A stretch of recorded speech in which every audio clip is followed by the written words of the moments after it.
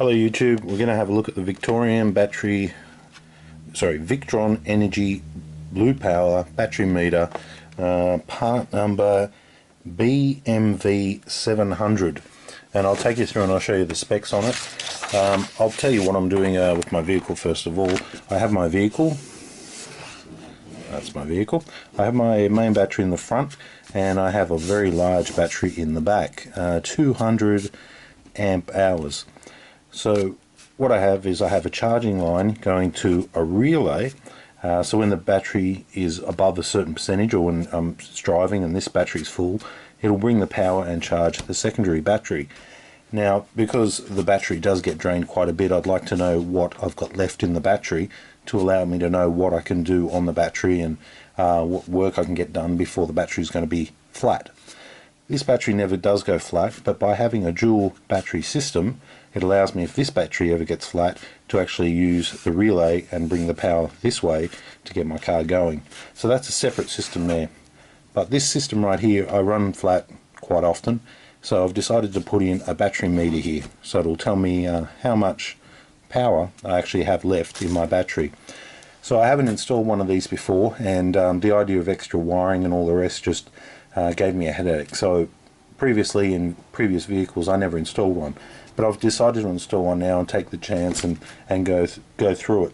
When I looked at the instructions on this particular product, it looked really quite good, and considering what it is, and now I've looked at the wiring diagram, I probably should have done this a lot sooner. A lot of people put these in their four-wheel drives, motorhomes, work vehicles, emergency response vehicles, all that type of stuff. Anywhere that you've got a secondary battery, or sometimes you can have dual batteries, you can use it for a dual battery system, not this particular one but other models. So when you select it, select the one that suits you. I've only got one auxiliary battery, but you can get ones to monitor two batteries. So you can monitor your front one and your back one, or your two back ones. It's up to you. So this is just a unpacking video. I'm not going to go too much into the electronics of it, but I will try and give you as much information so it'll help you decide if this product is right for you. I'll just zoom you out there. Okay, so take it out of the box. I'll explain some of the parts and what they do, because like me, you might be a bit overwhelmed at what this product is and if you can actually install it. The first thing I saw was all these batteries here, and they kind of made me a bit nervous, but basically it's not that big a deal.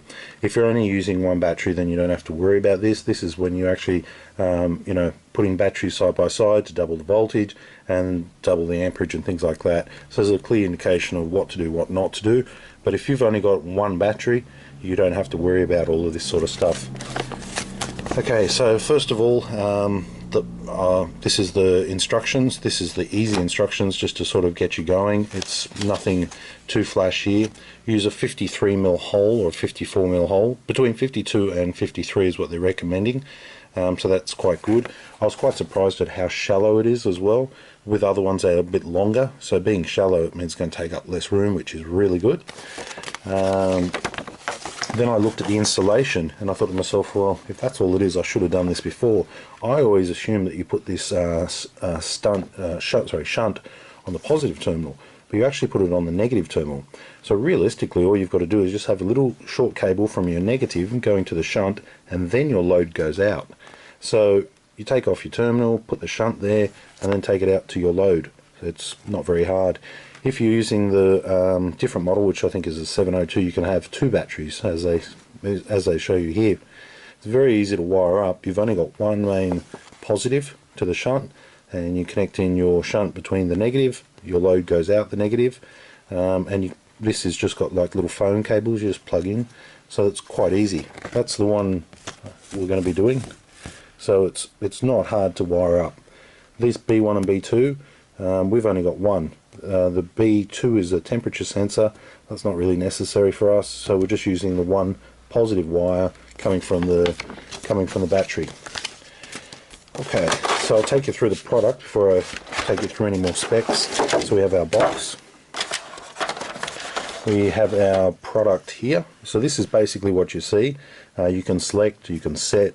You'd mount this either on a dash. You can use it on car, boat, anywhere. You unscrew this, This is where this 52 to 54 mil hole comes in. So you could pretty much, if you're mounting this in a boat, you just drill straight through the panel, mount it through, you drill a hole like this, drop it in, and then screw it up from behind with this part here. So fitting the actual gauge is not very hard at all. I'll just quickly wind this up. So I was quite impressed about actually how small that is, and I'll give you a size on it. There we are there. So I could screw it up tighter, make it even nicer. Okay, and that's the way it looks right there. So I'll give you some sizes. Depth on this, I'll zero that down. Overall depth from the faceplate to the back is 30 mil. From this part here to this part here, polymer plastic 20 mil. Overall width of this plate here is 68 mil, and it'll be 68 mil by that direction there as well.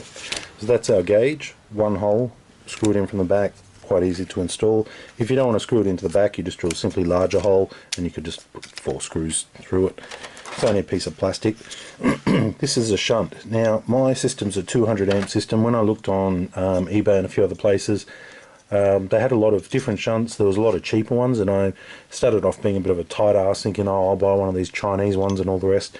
Then I thought to myself, I'm running 200 amp battery for an inverter, a 2000 watt inverter. I need this not to fail, and I need it to be heavy duty. If you get one that's for 100 and you start pulling through too many amps, you might have some troubles. So I decided to get the big heavy duty one, 200 amp from the start. I believe this kit comes standard with that, which is really good, because not having enough is a problem, but having too much is not a problem when it comes to the shunt. So it'll still work. So I bought this one. The terminals here, as you see with the thing, you just basically do a ring connection, connecting your negative, do a ring connection, take your load as you would normally connecting onto the battery. It's got this little thing in here. This is for your positive. As you can see, the wire here, it's already been nicely dressed with this little connector there. So I just simply need to pop that up like so, slide it in, and then pop it back down. You know, no soldering, no nothing, and that's connected. I would be expecting this little black thing right here to have a fuse in it, so I'm going to check that out right now.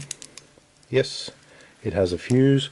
For your reference, I'll give you the spec on this, if I can read it. How many amp? 100 milliamp. Okay, so that's just a small glass blow fuse, 100 milliamp. You know, you could swap and change that, but you'd want to keep the same size of fuse in there. 100 milliamp, which is really small. Okay, they also do include some little screws there. That's just for the faceplate. With the faceplate, I wasn't completely telling you everything about it. This silver section separates from this white section here. So what you can do is you can mount this white section with the 4 screws, and then that will clip over the top and snap into place. Okay, so that's the red cable, that's our shunt.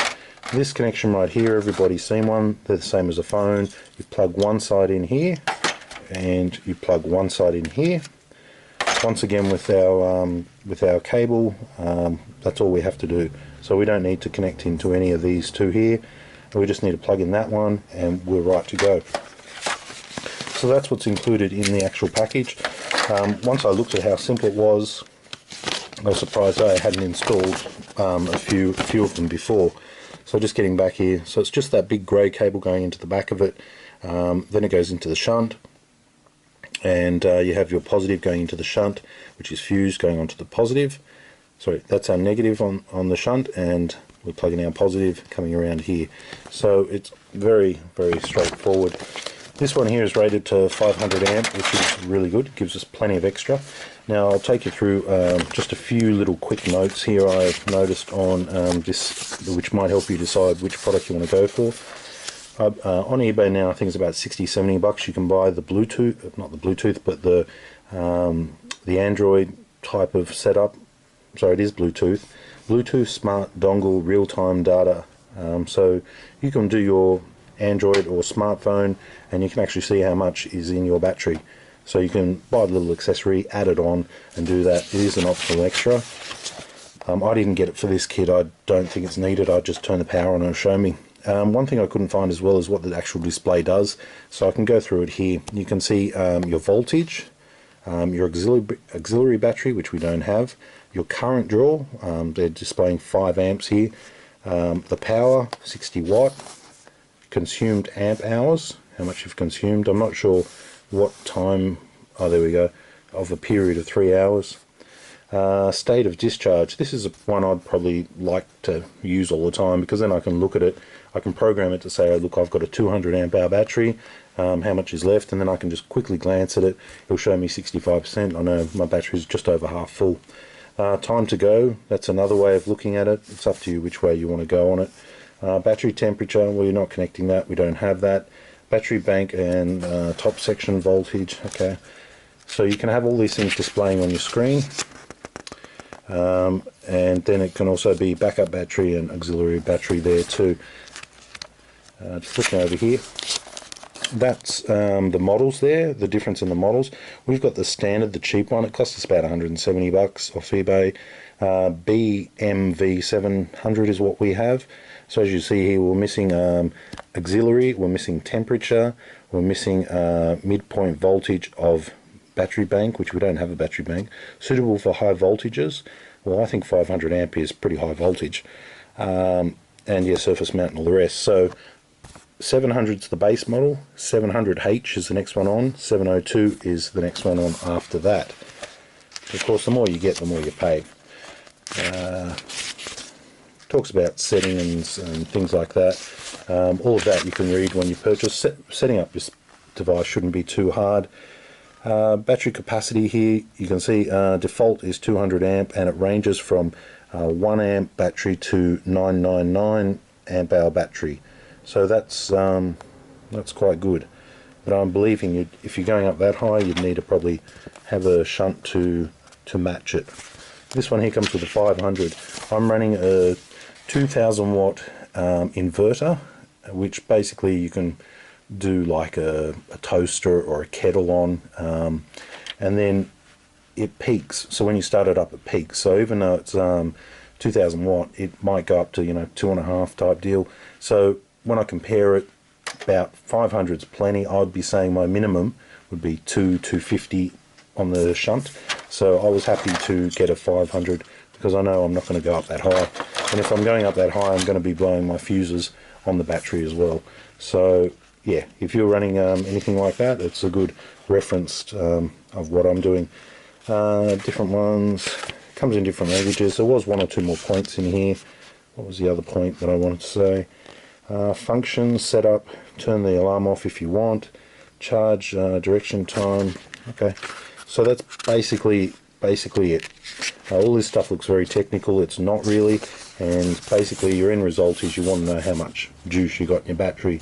You want to know what your appliances are drawing as well, and that's what this device will do. Once you have this in your van or your car or your motorhome or your boat, you'll be able to say, look, my battery's 30% charged, the fridge is going to turn off in so many hours, allowing you to make changes, turn lights off or on, and conserve your battery where needed, so that way you can run your main devices without things failing. Without it, you basically just run your battery off what's a voltmeter. This also does show you your voltmeter thing as well, but voltmetering, it can be very deceptive, especially with different types of batteries. So yeah, if you're just looking at the volts in the battery, like 13 volt or 12.8, you can get false sort of impression that your battery's got a lot of juice when it doesn't, especially with these new lithium ion type batteries. With those ones there, they kind of give a better punch sometimes, and then all of a sudden they just drop dead. So this also, I was reading here, does support the lithium or the LiPo batteries, if I can find it quickly, because I thought that was quite interesting, and a lot of people probably would have them. So I'll just try and quickly find it. Here we are there. Lithium RON photostate batteries. So LiPePO4, the most commonly used lithium-ion battery chemistry. So if you have one of them, yeah, the factory default charging parameters are generally also applicable to these type of batteries. So this will do this as well. So I noticed on eBay some people are actually selling LiPo battery monitors like as a different thing, but this will actually do it as well. So I'm going to be using it with the AGM, I think, something glass matte battery deep cycle, so that will be suitable for that as well. So if you are using it for those deep cycle type of batteries, you can get more information from their website, which is all right there for you. But generally speaking, you should be alright. I decided to go with spending the money and not be a tight ass. I was going to get a $40, $50 thing, and then I reminded myself that, look, I'm bringing some big juice through this thing and I don't want it to fail. And when it comes to power, I think you shouldn't be stingy. You should actually just invest. When it comes to your battery, your terminals, your fuses, battery monitors, anything to do with power on a mobile device like a boat, a houseboat or anything, best not to be a stingy person. Buy the good equipment. Same with the charging. They've got a lot of cheap chargers out there. The brand name ones do the best job and they're the most reliable. Same with your inverter too. Don't buy that Chinese rubbish, buy something decent. And if you buy something decent, you'll have a lot less trouble and you can actually use it for what you wanted to use it for. So that's my quick unboxing and information on the BMV700 battery monitor. If it helped you, or it's helped you decide if you're going to purchase one or not, just leave a comment if you could, and that'll be most helpful. So when you look at it, you don't need to worry about that. You just got to simply just plug that cable in there, plug it in there, run one positive, put the negative in between. It's as easy as possible. So I'm very surprised on how easy it was. Originally I thought you got to put this on the positive terminal, and I didn't like that because I was worried about, you know, positive all the way around. Then I looked at it, you run it off the negative side of the battery. Made me feel a lot safer and a lot better. So that's why I bought it. Okay, thanks for watching.